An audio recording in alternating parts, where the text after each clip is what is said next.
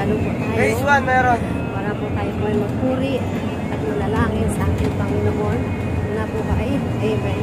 Habang nandito po tayo sa sasakyan na ito, at ito'y bahagi sa salita ng Panginoon. Amen. Mapagpalang araw po sa inyong lahat, mga kapatid. Sumayin nyo na ang kapayapaan ng ating Diyos Ama na sa langit. Hallelujah, praise the Lord. At sa ating Panginoong Hesukristo. Mga kapatid, magandang araw po sa inyong lahat. Ako po ay magbabahagi po ng salita ng Panginoon. Huwag po kayo mag-alala, hindi pa ako hihingi ng money o anumang meron po sa inyo. Hindi pa ako hihingi. At hindi rin pa ako magbibigay ng sobre para po hihingi po ng donation. Mga kapatid, pakinggan po ninyo ang salita ng Panginoon. Amen. Mga kapatid, magpasalamat po tayo sa Diyos dahil tayo po ay kanyang ginising sa araw na ito. Amen. Amen po. Mga kapatid, ako po lamang ay kinakasangkapan ng Panginoon para po iparating po ang kanyang mensahe sa bawat may tainga po, mga kapatid. Nasusulat po, mga kapatid. Ang sabi po ng Panginoon sa Marcos 7 verse 16, makinig po tayo sa kanyang salita. Makinig ang may pandinig. Binigyan po tayo ni God ng 2 tainga para po pakinggan ang kanyang salita sa araw na ito. Sa Diyos ang papuri at pasasalamat, tayo ay binigyan ng pagkakataon na magising, mabuhay sa araw na ito, mga kapatid. Kaya po, pakinggan po natin ang mensahe ni God sa araw po na ito, mga kapatid. Ito po ang pinapasabi ng Panginoon. Nasusulat po dito sa banal na kasulatang ito sa Joshua chapter 1 verse 8, mga kapatid. Ang sabi po ng Panginoon, huwag po nating kaligtaang basahin ang aklat ng kautusan. Pagbulay-bulayan po natin ito, araw at gabi, mga kapatid. Ito po ang utos ng ating Panginoon. Amen po. Mga kapatid, tayo po ay nagkasala sa ating Diyos.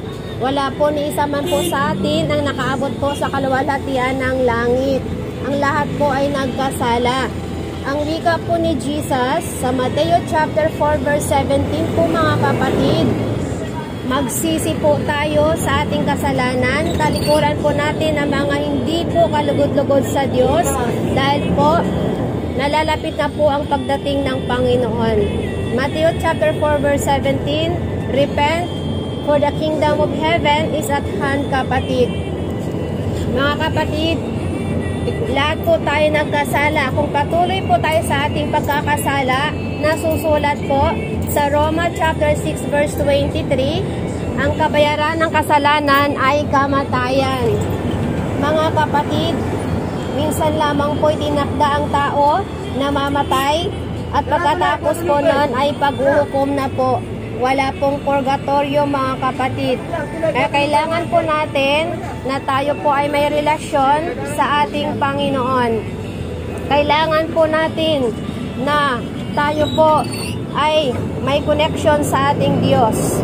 Palagi po tayo manalangin dahil sinabi po ng Panginoon sa Colossus chapter 4 verse 2, maging matyaga po tayo manalangin at lagi po tayong handa, mga kapatid, at magpasalamat po tayo sa ating Panginoon. Lagi po tayong handa, pinapahanda po tayo ng Panginoon dahil po si Satan, nandyan lamang po yan. Nasusulat po sa John 10 verse 10, mga kapatid, nasusulat na parito po si Satanas ang magnanakaw para po mamuwasak, manira at pumatay. Kaya sabi ng Panginoon, lagi po tayong handa, lagi po tayong manalangin, at saka po, lagi po tayong manalangin na hingin po natin sa Panginoon ang kalakasan ng pangangatawan, at hingin po natin sa Panginoon na tayo po ay gabayan. Amen po. Mga kapatid, nasusulat po sa banal na kasulatang ito na ang sabi po ng Panginoon sa Isaiah chapter 40 verse 6, na ang sabi po niya ay magpahayag ka, na ang sabi ng Diyos na ang buhay po natin dito sa mundo ay parang katulad lamang po ng damo na natutuyo tulad lamang po ng bulaklak na nalalanta, kapatid. Pero po ang salita ng Diyos ay mananatili po magpakailanpaman. Ito po ang hawak ko pong Bible, mga kapatid. Ito po ang pagkain ng ating kaluluwa.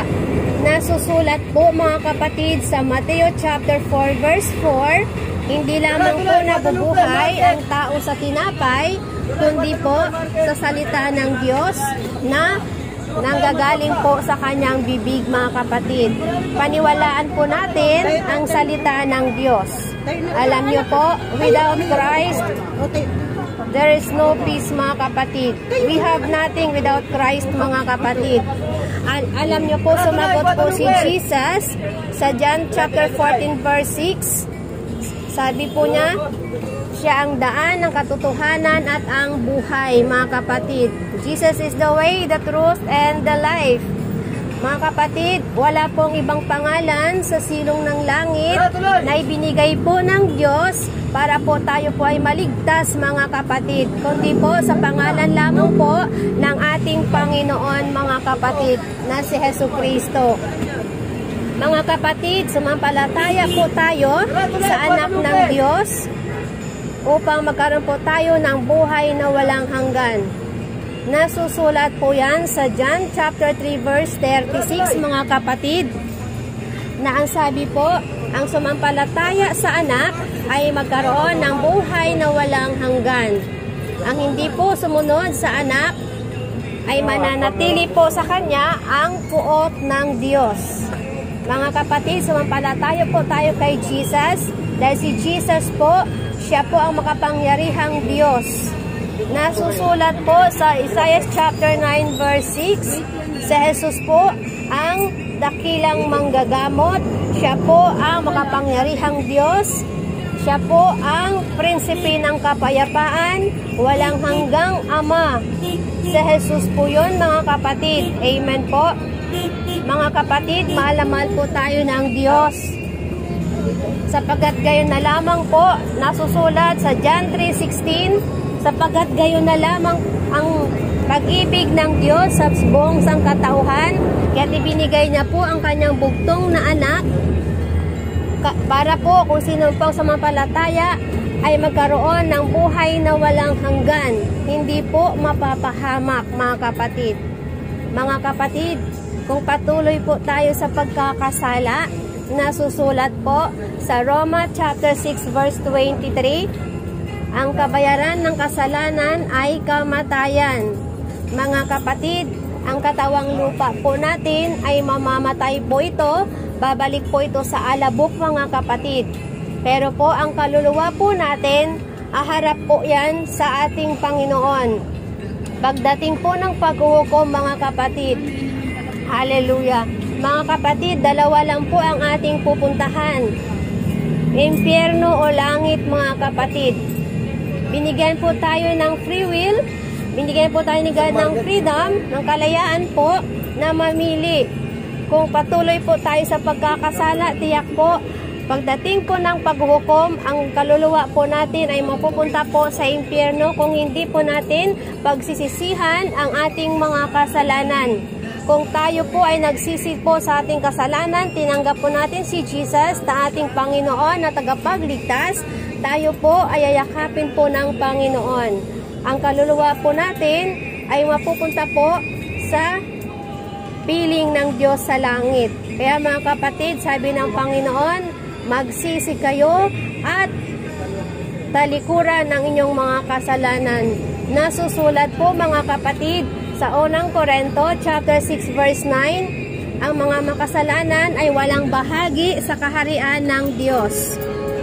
Kaya iwasan na po natin ang paninigarilyo, iwasan na po natin ang paglalasing, pangangalunya, pakikiyapid, ang panlalait, ang pagnanakaw, ang pagpatay, iwasan na po natin yan dahil hindi po yan utos ng Panginoon. Utos po yan ng Diablo, kapatid.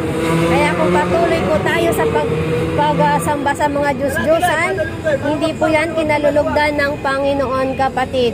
Iwasan po natin yan kung nais po natin ng buhay na walang hanggan, mga kapatid. Mainit po sa impyerno, kapatid. Hallelujah. Dalawa po yan.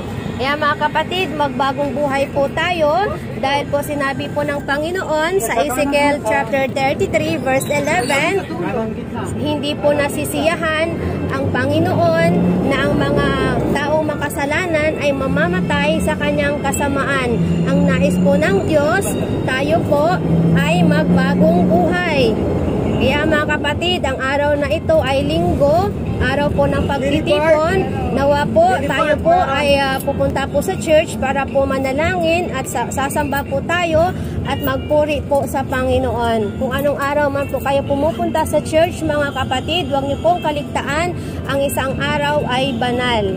Mga kapatid, malamal po tayo ng Panginoon. Kaya magbagong buhay na po tayo bago po mahuli ang lahat. Mapalad po tayo mga kapatid dahil tayo po ay nandirito po sa sasakyan na ito na nagbiyahe na wala pong karamdaman. Yung iba po sa atin mga kapatid, lingid sa inyong kaalaman, nandoon po ang mga iba sa atin sa ospital. Sa mga oras na ito, sila po ay nag-aagaw buhay. Ang iba naman po, nandun po sila sa kabaong. Sa mga oras na ito ay pinaglalamayan na po ang kanilang mga katawang lupa. Kaya mga kapatid, tayo po ay magpasalamat palagi sa Panginoon. Magsisi po tayo sa ating mga kasalanang nagawa. Hindi pa po huli ang lahat. Dahil ang nais ng Diyos, tayo po ay magbagong buhay. Kaya mga kapatid, ang sabi po ng Panginoon, magsisi po tayo dahil malapit na po siyang darating mga kapatid. Nasusulat, Revelation chapter 22 verse 12, makinig kayo, darating na ako. Dahil ako ang gantimpala ng bawat isa ayon sa kanyang ginawa. Kaya mga kapatid, magbagong buhay po tayo. Tanggapin po natin si Jesus na ating Panginoon at tagapagligtas. Hanggang dito na lang at ako'y bababa na. Maraming salamat po. God bless us all. Ingatan po tayo ng ating Panginoong Jesucristo sa pangalan na Jesus. Amen.